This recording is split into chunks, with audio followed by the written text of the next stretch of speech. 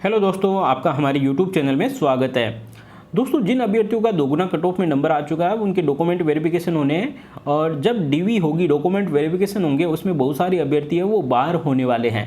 तो डॉक्यूमेंट से रिलेटेड आपकी जो भी समस्याएं हैं वो इस वीडियो के अंदर हल होने वाली है और इसीलिए ये वीडियो हम आपके लिए लेकर आए हैं। तो ये आप देख सकते हो, जब रीट की विज्ञप्ति जारी हुई थी 16/12/2022, उसका ये नोटिफिकेशन है और इसमें कौन कौन से डॉक्यूमेंट चाहिए, कब तक के वैलिड है, सब कुछ डिटेल में लिखा हुआ है। वही हम आपको बताने वाले हैं ताकि डीवी के दौरान आप किसी कमी के रहते बाहर ना हो। साथ में देखिए दोस्तों, हम आपको बता दें कि आपके जो डॉक्यूमेंट है वो सबसे पहले साला दर्पण पे अपलोड होंगे और उसके बाद में आपका जो गृह जिला होगा वहाँ पर जमा होंगे। तो देखिए, डॉक्यूमेंट से रिलेटेड क्या क्या समस्याएं हैं वो हम आपको बता देते हैं।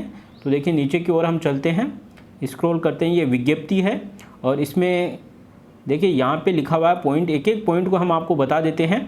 इसमें जो अभ्यर्थी है जिनकी सारी समस्याएं ले रहे हैं हम यहाँ पे, तो एक एक समस्या सब कुछ हम आपको बता रहे हैं। तो देखिए, पहला पॉइंट देखिए, नियुक्ति की अयोग्यता है, जिसमें पहला पॉइंट आप देख सकते हो कि ऐसे अभ्यर्थी, यहाँ पे आप पढ़ भी सकते हो, सीधा सीधा हम आपको बता देते हैं कि वो अभ्यर्थी जिनके एक से अधिक जीवित पति है या पत्नियाँ हैं, तो ऐसे अभ्यर्थी पात्र नहीं माने जाएंगे। ठीक है, ये पहली शर्त यहाँ पे रखी गई है। और साथ में देखिए नीचे और भी लिखा हुआ है कि देखिए यहाँ पे नीचे वाला पॉइंट आप देख सकते हो कि 1/6/2002 के बाद में 2 या 2 से अधिक 2 बच्चे हो सकते हैं। 2 से अगर अधिक बच्चे हैं तो वो नियुक्ति के लिए पात्र नहीं माना जाएगा। साथ में यहाँ पर यह भी लिखा हुआ है कि अगर मान लीजिए किसी के एक बच्चा पैदा हो चुका है 2002 के बाद में और उसके बाद में अगर सेकंड डिलीवरी होती है, उसमें जुड़वां बच्चा पैदा हो जाता है, तो उन जुड़वां बच्चों को 2 नहीं माना जाएगा बल्कि 1 ही माना जाएगा। ठीक है, अभी भी सरकार ये कहती है कि उसके 2 ही बच्चे हैं। ठीक है, 3 होने के बावजूद भी। वहीं अगर कोई बच्चा अगर निःशक्त पैदा हो जाता है तो उसकी काउंटिंग नहीं की जाएगी। ये आप पढ़ सकते हो, हमने आपको सीधा सीधा ये बता दिया है। साथ में अगर किसी के ऊपर अपराध वगैरह मुकदमा दर्ज हो तो उसको वैसे ही पात्र नहीं माना जाएगा। अब देखिए, प्रमाण पत्र से संबंधित जो प्रावधान है वो हम आपको बता देते हैं। तो आपके लिए देखिए मूल दस्तावेजों की जांच होगी और साथ में देखिए जो आपका मूल निवास प्रमाण पत्र है वो जाति प्रमाण पत्र है, ये चाहिए। अब देखिए बहुत सारे क्वेश्चंस ये आ रहे हैं कि मूल निवास किसका हम बनवाएं, कोई किसी की शादी हो गई है तो देखिए मूल निवास का यहाँ पे कोई विशेष अंतर नहीं रहने वाला। अगर जिन लड़कियों की शादी नहीं हुई है तो वो अपने पिता के नाम का मूल निवास वहाँ का बन जाएगा। अगर शादी हो चुकी है तो जहाँ पे उनका ससुराल है वहाँ का वो मूल निवास चल जाएगा। और जाति प्रमाण पत्र वैसे ही पीहर का बनता है। जाति प्रमाण पत्र अगर मान लीजिए कोई लड़की SC या ST की है, वो अगर भागकर शादी या लव मैरिज कर लेती है कहीं जनरल कैटेगरी वाले से, तो उसको भी आरक्षण मिलेगा क्योंकि जाति प्रमाण पत्र उसके पीहर का बनेगा। तो अगर वो SC ST से है तो SC ST से उसका आसानी से सिलेक्शन हो जाएगा। तो इसमें कोई समस्या नहीं है।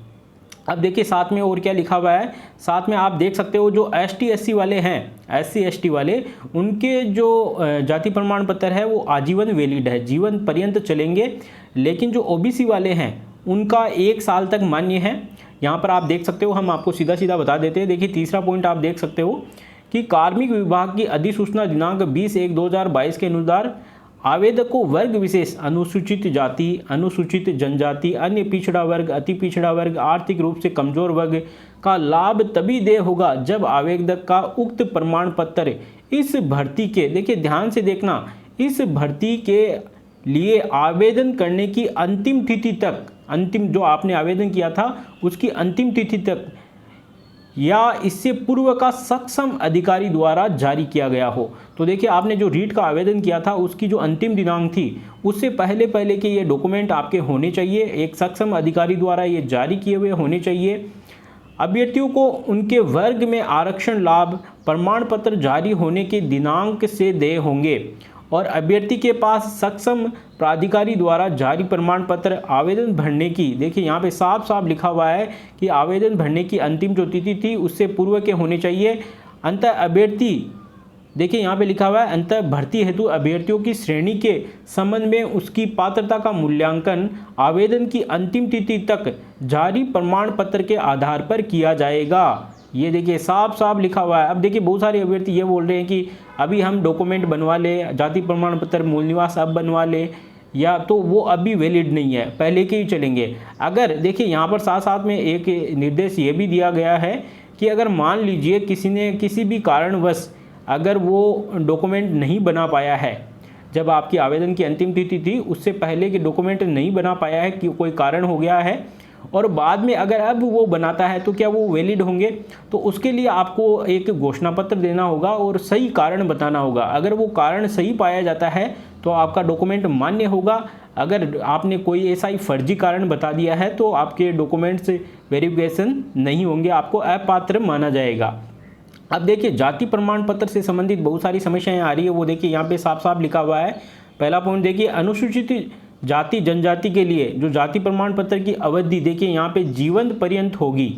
जीवन पर्यंत, जो अनुसूचित एसटी वाले हैं उनके लिए जीवन पर्यंत है, जबकि ओबीसी के लिए देखिए साफ साफ देखिए यहाँ पर आप ध्यान दीजिएगा, ओबीसी के लिए संबंधी प्रमाण पत्र एक ही बार जारी किया जाएगा, परंतु जो क्रीमी लेयर है, क्रीमी लेयर से है यहाँ पे मतलब है कि जिनकी जो सालाना आय है वो 8 लाख से अधिक है, नहीं होने संबंधी तथ्य को 3 वर्ष के लिए वैध है।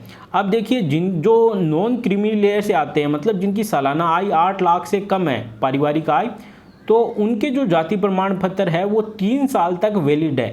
वैसे 1 साल तक ही वो वैलिड होते हैं। अगर आप उनको 2 साल और चलाना चाहते हो तो आपको एक शपथ पत्र लगाना होगा, ठीक है। और वहीं अगर आप क्रीमी लेयर से हो, मतलब अगर आपकी सालाना आय 8 लाख से अधिक है तो वो केवल 1 साल तक ही वैलिड रहेगा, ठीक है। ये यहाँ पे साफ साफ लिखा हुआ है। अब देखिए और क्या है इसमें, वो सब कुछ हम आपको बता देते हैं। नीचे और भी कुछ लिखा हुआ है। और जो मूल निवास है जाति प्रमाण पत्र उससे संबंधित देखिए क्या लिखा हुआ है, अन्य पिछड़ा वर्ग, अति पिछड़ा वर्ग का नवीनतम प्रमाण पत्र, नवीनतम जो डिजिटल वाले चल रहे हैं, वो पिता के नाम, निवास, आय के आधार पर सक्षम अधिकारी द्वारा जारी किया हुआ होना चाहिए, तभी उसको लाभ होगा। पति के नाम, निवास व आय के आधार पर जारी प्रमाण पत्र नहीं चलेगा। अब देखिए जो विवाहित महिलाएं पूछ रही थी कि हम मूल निवास प्रमाण पत्र या जो अति पिछड़ा प्रमाण पत्र है वो किसके नाम का बनाए, तो मूल निवास तो ससुराल वाला चल जाएगा, लेकिन जो जाति प्रमाण पत्र है क्योंकि उसका ही लाभ आपको मिलने वाला है, तो वो पति के नाम और निवास, आय के आधार पर जो जारी प्रमाण पत्र है वो नहीं मान्य है। यहाँ पे देखिए साफ साफ लिखा हुआ है इस विज्ञप्ति में कि वो मान्य नहीं है। साथ में देखिए नीचे, अनुसूचित जाति, अनुसूचित जनजाति, शहरी या आदिम जाति का प्रमाण पत्र नियमानुसार सक्षम प्राधिकारी द्वारा निर्धारित प्रपत्र, देखिए निर्धारित प्रपत्र में जारी किया हुआ होना चाहिए। यह साफ साफ इसमें लिखा हुआ है। अब देखिए साथ में और क्या क्या लिखा हुआ है वो सब कुछ हम आपको बता देते हैं। साथ में देखिए आर्थिक रूप से कमज़ोर, आर्थिक रूप से कमज़ोर है, देखिए नीचे देखिए यहाँ पे, आर्थिक रूप से कमज़ोर अभ्यर्थियों को जारी किए जाने वाले इनकम और जो आपका असिस्ट सर्टिफिकेट है, जो आय प्रमाण पत्र है, की वैधता के संबंध में सामाजिक न्याय एवं अधिकारिता विभाग की प्रपत्र, ये देखिए इसमें जो लिखा हुआ है वो आप देख सकते हो। जारी इनकम जो असिस्ट सर्टिफिकेट है वो 1 वर्ष तक मान्य होगा। देखिए यहाँ पे लिखा हुआ है, साफ साफ लिखा हुआ है कि 1 साल तक ही ये मान्य होगा।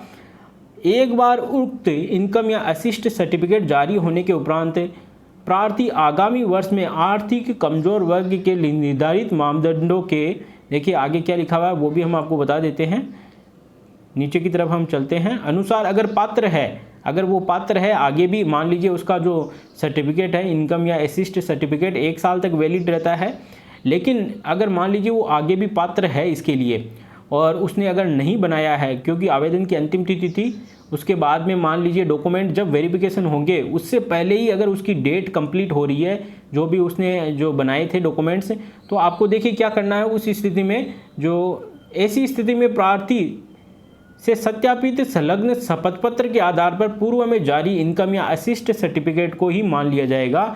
अब देखिए ऐसे में क्या होगा, जो आपका जो इनकम या असिस्ट सर्टिफिकेट है उसको मान लिया जाएगा और उसके लिए देखिए क्या किया जाएगा, वो 3 साल तक वैलिड रहेगा। देखिए ये क्या है, इसमें क्या लिखा हुआ है कि आपका जो इनकम सर्टिफिकेट है वो अगर आपने पहले बना हुआ है डॉक्यूमेंट वेरिफिकेशन से पहले, और अगर उसकी डेट जो है पहले ही कंप्लीट हो रही है, जो आपने आवेदन किया था उसकी अंतिम तिथि थी उससे पहले का बना हुआ है, लेकिन जब आपके डॉक्यूमेंट वेरिफिकेशन होंगे उससे पहले ही उसका 1 वर्ष का जो टाइम है वो कंप्लीट हो जाता है, तो ऐसी स्थिति में आपको क्या करना है।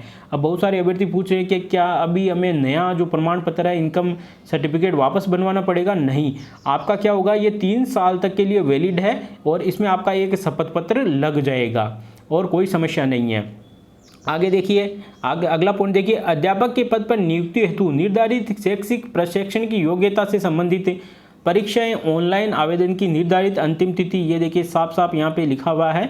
और ये आपके मूल दस्तावेज है, आपने पहले ऑनलाइन जो सबमिट किए हैं वो ही यहाँ पर आपके जब डॉक्यूमेंट वेरिफिकेशन होंगे उनसे मैच किया जाएगा। साथ में देखिए जो भूतपूर्व सैनिक है उनसे संबंधित है, और जो उत्कृष्ट खिलाड़ी है उनसे संबंधित लिखा हुआ है कि आपके जो भी प्रमाण पत्र है, जैसे भूतपूर्व सैनिक से रिलेटेड है, सेवानिवृत्ति प्रमाण पत्र या एनओसी का जो प्रमाण पत्र है, वो आपकी जो अंतिम दिनांक थी आवेदन की उससे पहले के होने चाहिए। और वैसा ही उत्कृष्ट खिलाड़ी के बारे में लिखा हुआ है। अब देखिए जो विधवा महिलाएं हैं उनके बारे में क्या लिखा हुआ है। विधवा श्रेणी में आवेदन करने वाली महिलाएं अभ्यर्थी के पास पति का मृत्यु प्रमाण पत्र होना चाहिए एवं पति के नाम से लिंक कोई दस्तावेज चाहिए। जो पति के नाम से लिंक कोई अगर दस्तावेज है तो वो चाहिए, जिसमें आपका पति का नाम अंकित हो, जिससे आपका विवाह का प्रमाण पत्र चलेगा, विवाह प्रमाण पत्र आपके पास होगा, या फिर आधार कार्ड, राशन कार्ड, बच्चे का जन्म प्रमाण पत्र, मतदाता पहचान पत्र, पति के नाम से जारी मूल निवास, जाति प्रमाण पत्र, ये प्रस्तुत करने होंगे। ये विधवा महिलाओं के लिए है, ठीक है। और साथ में देखिए जो तलाकशुदा है उनके लिए क्या है, जो परित्यक्ता विवाह विच्छिन्न श्रेणी की महिलाएं हैं उनके लिए आपको क्या करना होगा कि आवेदन की जो अंतिम तिथि थी उससे पहले का जो आपका न्यायालय है उसके द्वारा जो आपका तलाक की आपको डिग्री मिली थी ना, वो डिग्री मान्य होगी। जब जो आपने आवेदन किया था ना उसकी अंतिम दिनांक से पहले की वो डिग्री होनी चाहिए, ठीक है। ये इसमें साफ साफ लिखा हुआ है। साथ में देखिए आगे क्या लिखा है, विवाह पंजीयन करवाना यह अनिवार्य है। मान लीजिए किसी की शादी हो चुकी है तो उसको विवाह जो प्रमाण पत्र है वो प्रस्तुत करना होगा। अब आगे देखिए और क्या लिखा हुआ है, विवाहित महिलाओं के लिए संतान संबंधी घोषणा पत्र। अब जिनकी शादी हो चुकी है उनको संतान संबंधी घोषणा पत्र प्रस्तुत करना होगा कि मेरे 2 बच्चे हैं, इससे ज़्यादा जो नहीं होंगे या नहीं है 2002 के बाद में, यह आपको एक घोषणा पत्र देना होगा। अब देखिए साथ में जो विधवा और परित्यक्ता है, देखिए विधवा और परित्यक्ता है उससे संबंधित क्या लिखा हुआ है कि उनको ऑनलाइन आवेदन की अंतिम दिनांक तक पुनर्विवाह नहीं किए जाने संबंधी विधवा या परित्यक्ता श्रेणी में होने संबंधी शपथ पत्र प्रस्तुत करना होगा। अब देखो ऑनलाइन जो आवेदन की अंतिम तिथि थी उससे पहले का एक शपथ पत्र आपको ये लगाना होगा कि हमने जो पुनर्विवाह है वो नहीं किया है, तभी आपको इस श्रेणी का लाभ मिल सकता है। आगे देखिए अगला पॉइंट, अभ्यर्थियों को अंतिम शैक्षणिक संस्थान द्वारा जारी। यहाँ पे देखिए बहुत सारे अभ्यर्थी पूछ रहे थे कि चरित्र प्रमाण पत्र का क्या करें। तो आपने जो अंतिम शैक्षणिक संस्थान था, मान लीजिए आपने जहाँ से बीएड की हो या बीएसटीसी की हो, अब हो सकता है आपने जैसे आगे एमए कर ली हो, तो वहाँ से जहाँ से आपने अंतिम जो शिक्षण लिया है, जो शैक्षणिक योग्यता प्राप्त की है, तो वहाँ का आपको चरित्र प्रमाण पत्र है वो लगाना होगा। साथ में देखिए 2 चरित्र प्रमाण पत्र और भी लगेंगे। देखिए ध्यान रखना इसमें 2 चरित्र प्रमाण और लगने वाले हैं, जिसमें 2 राजपत्रित अधिकारियों द्वारा जारी नवीनतम चरित्र प्रमाण पत्र प्रस्तुत करना अनिवार्य होगा।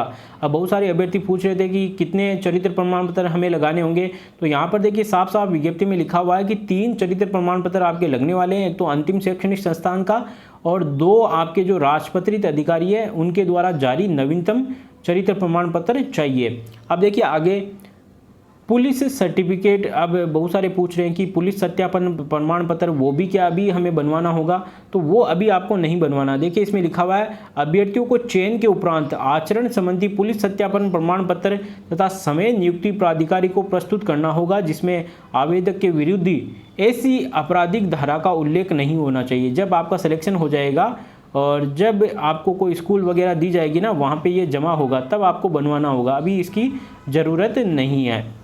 अब आगे देखिए और क्या लिखा हुआ है, अभ्यर्थी का चयन उपरांत सक्षम प्राधिकारी द्वारा जारी चिकित्सा जांच संबंधी चिकित्सा प्रमाण पत्र। भाई आपका एक जो चिकित्सा प्रमाण पत्र भी वो भी आपका बाद में जमा होने वाला है जब आपका चयन हो जाता है। और साथ में देखिए आगे क्या लिखा हुआ है, ये सूचनाएँ आप सारी पढ़ सकते हो। जो काम की सूचनाएं थी वो हमने आपको बताई है, साथ में आप यहाँ पर देख सकते हो और भी बहुत सारी सूचनाएं लिखी हुई है। अब देखिए यहाँ पे आप और देख सकते हो सूचनाएं क्या क्या लिखी हुई है। जो मेन सूचनाएं जो कमेंट बॉक्स में हमें जो पूछ रहे थे उनसे संबंधित सारी समस्याएं हमने आपको यहाँ पर बता दी है। ये देखिए विज्ञप्ति में लिखा हुआ था वो सब कुछ हमने आपको समझा दिया है। क्या क्या डॉक्यूमेंट्स चाहिए। फिर भी अगर आपकी कोई समस्याएं रहती है तो आप कमेंट बॉक्स में हमें टाइप करके पूछ सकते हो, और उसके लिए हो सकता है अगर ज़्यादा कमेंट मिले तो आपका एक अलग से हम वीडियो भी बना देंगे। तो दोस्तों अगर वीडियो अच्छा लगा तो लाइक करिए, इसको ज़्यादा से ज़्यादा लोगों के बीच में शेयर करिए ताकि दूसरों को भी हेल्प हो सके। धन्यवाद दोस्तों।